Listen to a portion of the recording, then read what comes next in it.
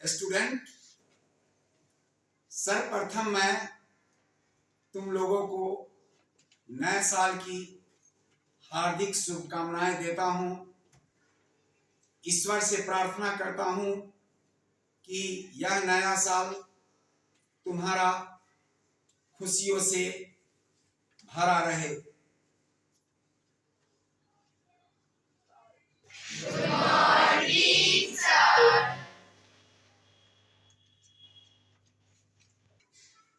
My dear student, एक बहुत ही important question मैं तुम्हें बताने जा रहा हूं। इस क्वेश्चन को तुम्हें ध्यानपूर्वक पूरी तन्मयता के साथ समझना है, जानना है। क्वेश्चन है, जरा इस पर फोकस करना, इस क्वेश्चन पर। Simple interest on a certain sum at a certain annual rate of interest is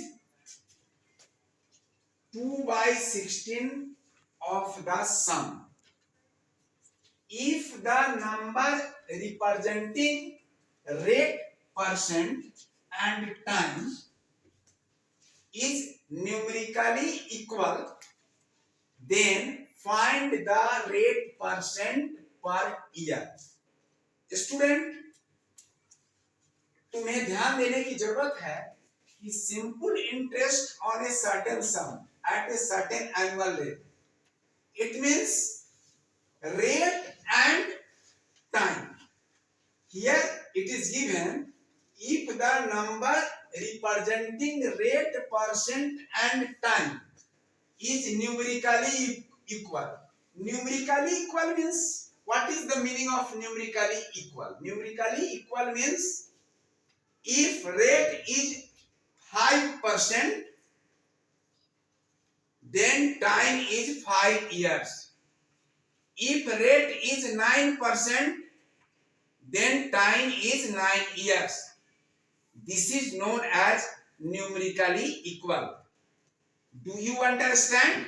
Now look here. Student, simple interest on a certain sum at a certain annual rate of interest is 25/16 of the sum. 25/16 of the sum. In this case, you have to assume the sum. आपको sum means principal. Here sum means principal मानना पड़ेगा। Principal कैसे आप मानेंगे? आप ऐसा यहां लिखेंगे, let the sum be ₹x, यानी सम का मतलब यहां प्रिंसिपल से है, यह x। अब यहां क्या कह रहा है कि rate of interest is 25/16 of the sum. Then rate of interest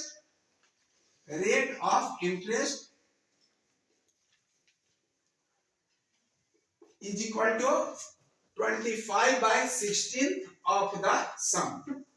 It means 25/16 of the sum. यहां सम यहां पर दिखाई दे रहा है, जरा देखने की कोशिश करना। 25/16 of the sum. Student, here जरा ध्यान देना, 25/16 means 25/16 of ₹x. Okay, 25/16 of ₹x. It means 25/x by 16. 25x by 16. अब यह क्लियर हो गया। क्या क्लियर हुआ? Simple interest on a certain sum at the certain annual rate of interest is 25/16 of the sum. It means यहां जो मैं rate of interest लिख रहा हूं, यह रेट ऑफ इंटरेस्ट नहीं होगा, यह इंटरेस्ट होगा, और यहां पर हम सिंपल इंटरेस्ट लिख सकते हैं, क्योंकि यहां पर है simple interest on a certain sum at a certain annual rate of interest is 25/16 of the sum. It means annual rate of interest निश्चित है जो है, एनुअल रेट ऑफ इंटरेस्ट निश्चित है जो है, लेकिन यह simple interest on a certain sum, means sum तो हमने 1 रुपया माना, तो सिंपल इंटरेस्ट उसका हो जाएगा 25/16 of the sum. It means कि 25/16 of rupees x, that is 25x/16। यह क्लियर हो गया, 25x/16 सिंपल इंटरेस्ट हो गया। अब इसमें कहीं कोई दिक्कत, कहीं कोई परेशानी आपको नहीं है। अब जरा यहां ध्यान दीजिए, और एक और चीज ध्यान दीजिए। पहली बात।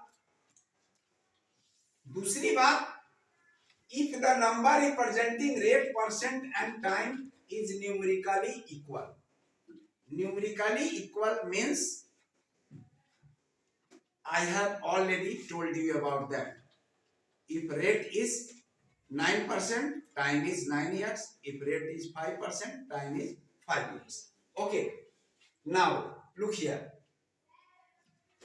SI is equal to, you know that SI is equal to PRT by 100.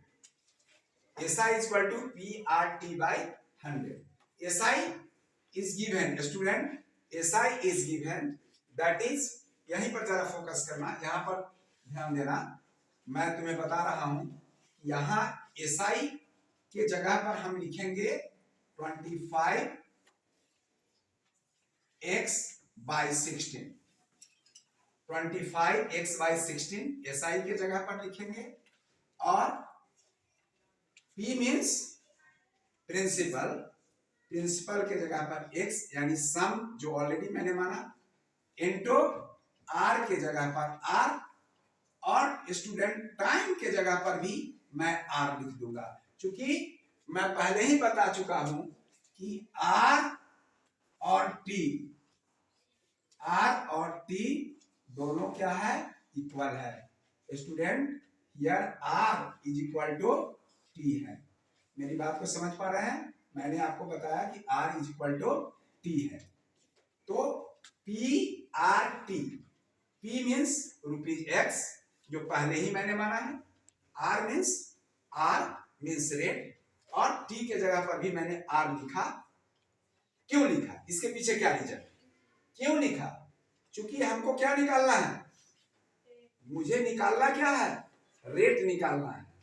If the number representing rate, percent and time is numerically equal, then find the rate percent per year. Rate percent per year. तो इसलिए मैंने R को R लिखा और T को भी हमने R लिखा।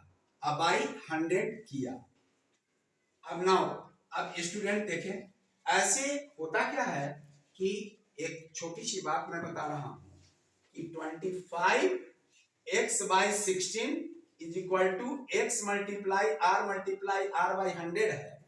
तो इस सिचुएशन में x और x कैंसिल हो जाएगा। अगर न्यूमरेटर ऊपर हो और इक्वल का साइन हो, और इसमें भी न्यूमरेटर ऊपर हो, सेम ही नंबर हो, सेम डिजिट हो, सॉरी सेम नंबर हो, सेम वेरिएबल हो, तो उस सिचुएशन में कैंसिलेशन पॉसिबल है।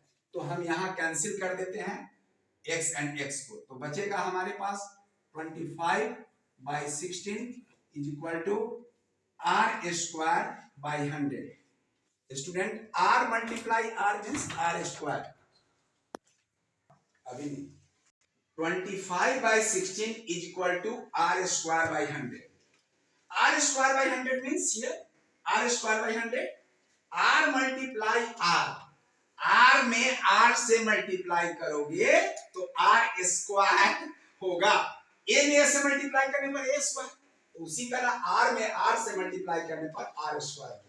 क्लियर होगा? R² हो गया।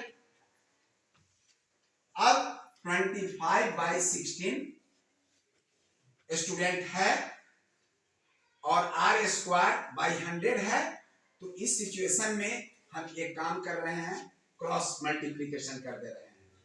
Cross multiplication means this r square into 16 is equal to, इसी पर जरा फोकस करने की कोशिश करो, सभी बच्चों का ध्यान इसी पर रहना चाहिए, इतना ही दूर ध्यान दो। r square multiply 16, r square multiply 16 is equal to 25 multiply 100 और r square is equal to 25 multiply 100 by, ये 25 मल्टीप्लाई 100 दिखाई दे रहा है ना, 25 मल्टीप्लाई 100 बाई 16। स्टूडेंट एक छोटी सी बात है, उस पर जरा ध्यान देना, मैं उस चीज को यहां पर बता रहा हूं, इसको बहुत बारीकी से मैं समझाने की कोशिश कर रहा हूं कि r square is equal to 25 into 100 by 16 है, यह है स्टूडेंट, यह जो कि यहां भी है, यहां भी थोड़ा सा फोकस दे दो, r square is equal to 25 multiply 100 by 16 हुआ।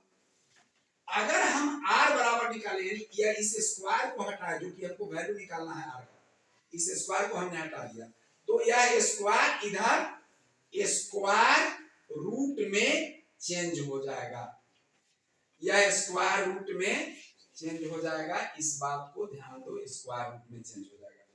r is equal to 25 multiply 100 by 16। अब स्टूडेंट यहां पर ध्यान दो कि r इज इक्वल टू क्या हो जाएगा, r इज इक्वल टू 25 का स्क्वायर रूट 5 होता है, 100 का स्क्वायर रूट 10 होता है और 16 का स्क्वायर रूट 4 होता है। बात समझ में आई? अब जरा देखो, इसको कैंसिल करेंगे, 2 5 जा 10, 2 2 जा 4। अब एक और स्टेप, जो बच्चे इसको अच्छी तरह से जानना चाहते हैं, r इज इक्वल टू 5 5 जा 25 by 2 is equal to 12.5%। r is equal to 12.5%. Okay, students? Have you understood? Thank you very much.